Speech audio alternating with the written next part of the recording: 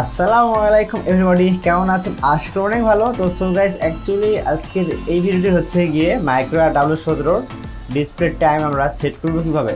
তো ফাইনালি আমারও প্রথম অনেক সময় লাগছে এটা টাইম খুঁজে বের করতে, কারণ খুব সহজে এততেই মানে ঝটপট টাইমটা ঠিক করা যায় না।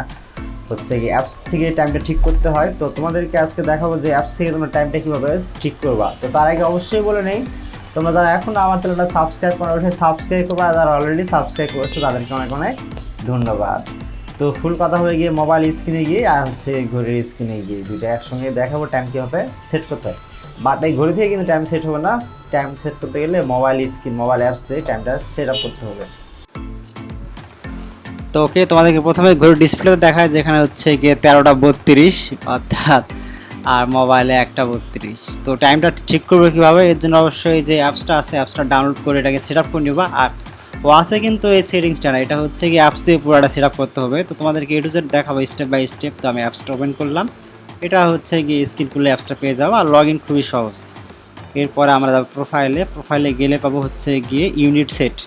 এখানে দেওয়ার পর এখানে 24 আছে না, এখানে 12 আওয়ার করে দিবা, তাহলেই হচ্ছে গিয়ে আমাদের টাইমটা অটোমেটিক সেট হয়ে যাবে। আমি যদি এখন হচ্ছে গিয়ে সেভ যদি দিই তাহলেই হবে, এমন হয় না। উপরে সেভ দেবো, সেভ দিয়ে দিলাম, এতে অটোমেটিক চেঞ্জ হয়ে গেল।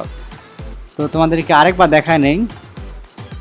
তো হচ্ছে গিয়ে প্রোফাইলে যাবা, প্রোফাইলে গিয়ে উপরে যেতে হচ্ছে গিয়ে ইউনিট সেট লেখা আছে, এখানে হচ্ছে গিয়ে ক্লিক করবা। এরপরে এখান থেকে 12 দিয়ে সেভ দিয়ে দিবা, তাহলে টাইমটা ঠিক হয়ে যাবে। তো তোমাদের যদি আরও কিছু জানার থাকে তাহলে ভিডিওর কমেন্টে জানাবো। আর যদি এটাকে ওয়াটারপ্রুফ চাও তাহলে ওয়াটারপ্রুফ একটা ভিডিও বানাতে পারি। যদি কেউ চাও তাহলে কমেন্ট করবা। তো এই ভিডিও এই পর্যন্তই, নেক্সট ভিডিওতে দেখা হবে।